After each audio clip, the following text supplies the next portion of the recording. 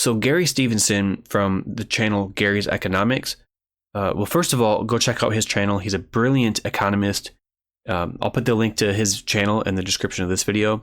Gary went on Piers Morgan's show, and they were debating the topic of taxing the wealthy. In this clip, Piers Morgan was pushing back on the idea that wealthy people, the top 10%, should be paying the same tax rate as middle and working class people. Piers does not support a progressive tax, which simply means the more money that you make, the higher rate you'll be taxed.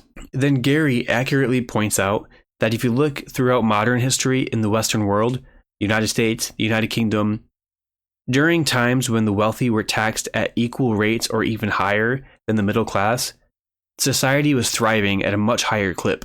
More people were better off when the wealthy were paying their fair share of taxes. If you know your history, can you point to a period in UK history, for example, where massively punishing rich people by massively taxing them has actually benefited the country? Listen, because I can't really. My dad was born in 57. He worked for the post office, Royal Mail, 35 years. Never once earned more than the average wage in the country.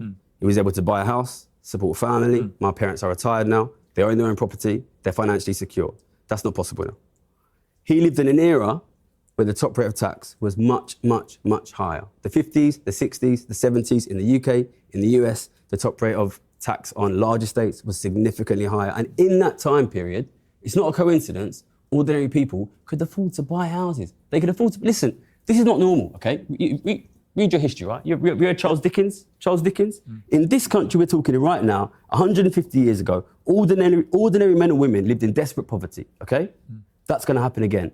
So he mentioned that in the 1950s, 60s, and 70s in the United States and in the UK, the wealthy were taxed at a higher rate, and that it's no coincidence that the average person who worked an average job in those days could afford to buy a home, could afford to raise a family. Nowadays, the wealthiest among us can get away with not paying their fair share in taxes because over the course of several decades, they've been able to rig tax law in their favor by lobbying government officials and lawmakers. And because of this, several trillions of dollars have been transferred from the bottom half of America to the top 1% over the past few decades. Wages in this country have been stagnant for over 30 years when you adjust for inflation, while inflation ensured that the cost of goods and services continued to rise. Wages did not keep up with inflation.